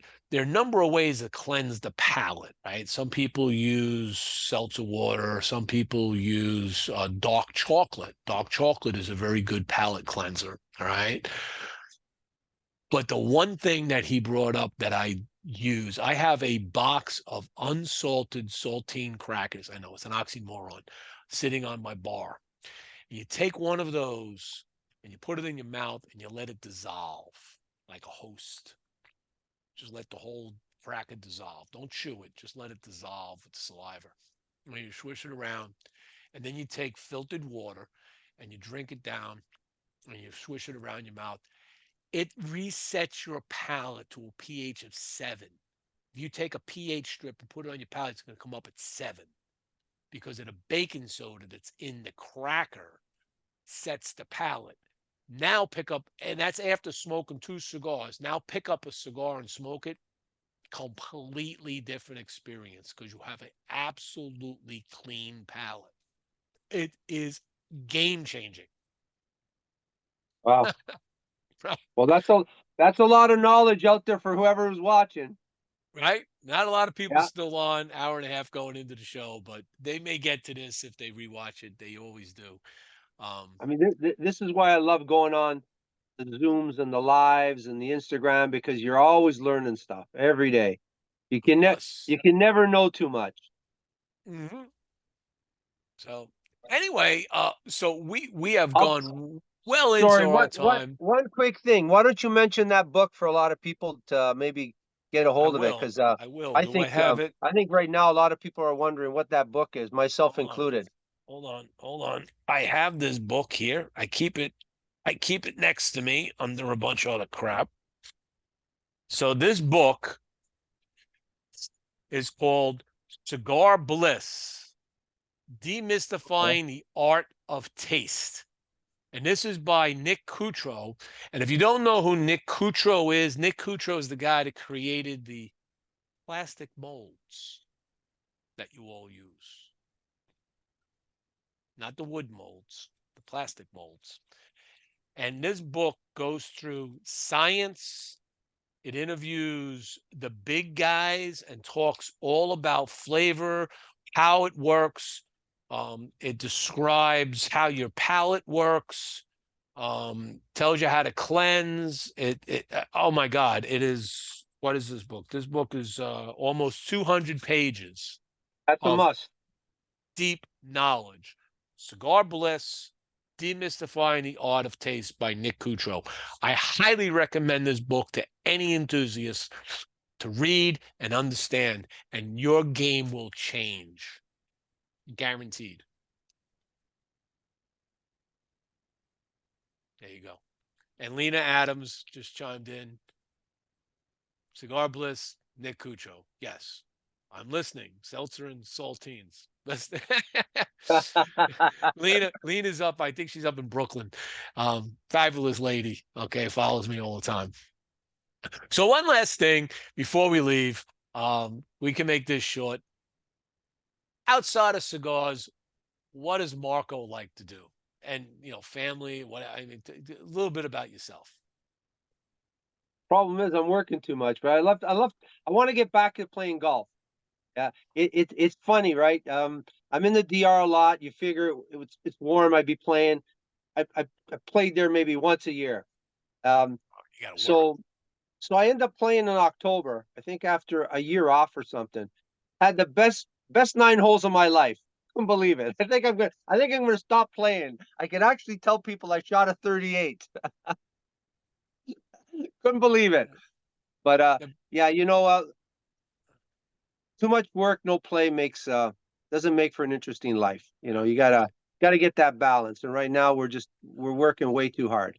I hear you. My best game of golf ever was I think it was an 81, and that was on the back nine. Good for you. You Yes. get the joke. Yeah, I know. I'm the guy in the foursome that just says wherever you want me to drop the ball as we walk down the fairway, I'll drop the ball. I'm the guy that swings the driver and misses it 3 times. Whatever. But no, the reason I said that. I mean, before before COVID, I was probably playing twice a week, kind of in Mhm. the range, hitting balls twice a week. The game was okay. I was getting better and better at it. Um, Not great, but getting better. But it's funny, I hadn't played for I don't know a year, and I couldn't believe it. I shot a 38, like way Wow. like I'll never shoot Wow. that the rest of my life. It doesn't matter. I can start playing 5 days a week, top form. Never shoot that. I was putting lights out. I couldn't believe it. like I don't know what happened that day. If I go out and play golf, if I get a 180 to 200-yard drive on one of 18 holes, and I can sink a 15-foot putt on a green once, I had a phenomenal day. I will, and as long as I don't lose like 5 balls or 6 balls, because they're in the drink, they're in this, they're in the woods. I can't find nothing. That's my game. It sucks. I'm not a It's about golfer. it's not about hitting far. It's about control. I mean, you can hit 180 every hole and still par every hole, right? It's just I about just control. I don't play enough. Let's just put it that way. I mean, my whole life, I think I played golf like maybe 10 times. All right, let's just put Yeah. that in perspective. I'm not a Okay. golf. Now that I'm retiring, I've thought about I don't even own a set of clubs, right? So I should buy a set of clubs. We have plenty of golf courses here in Florida. Yeah. I should just go to the golf course at the driving range, take out my clubs, and use every single club, and just learn what I don't know, and Yeah. then go talk to somebody to say, now go to a pro and say, okay, what am I doing wrong? Right? You know, Yeah. I mean, but it's it's a relaxing and a stressful game at the same time. you think so? Believe me, when I go out and I'm doing what I'm doing, I just laugh because I'm the But clown on the golf course. It doesn't matter to me. but But you can get to smoke cigars. the other three, oh my God, when they shank a ball, it's like the whole world is just like crashed. I'm like going, it's you They know, take it too seriously. we get through nine. I say, can we just go? Can we go get some drinks for a while and wait because you guys are all stressed out. We're not supposed to be stressed out. They need to be smoking more cigars. I bring plenty for them to smoke. Trust me. Okay. Cigars aren't the issue. Right? It's just the seriousness that they take the game. It's like. Uh, so anyway, all right. So that's our show. I want to thank everybody who's been watching and thank the sponsors for them. Without them, it's always a little harder to do. Marco, I'm gonna give you the last word. Um, it was great talking with you, smoking a cigar. For your audience out there, please go out and support your boutique brands. The big guys don't need your support. Support our friend here, Boston Jimmie. Um, and keep smoking. Just enjoy your cigars. You don't always have to analyze a cigar. You can just enjoy it too. See if it makes a difference. There you go. All right. That's it, folks. We'll hopefully see you next week. Probably have another Friday show because Saturday I'm going to be down at Catelli Cigar Lounge and Catelli Cigar Company down in Vero Beach. So you'll get some live feeds coming on that, but they're doing a big celebration. We'll get into that next week. Anyway, you all have a great night. And with that, that's a wrap. Take care, guys. We'll see ya.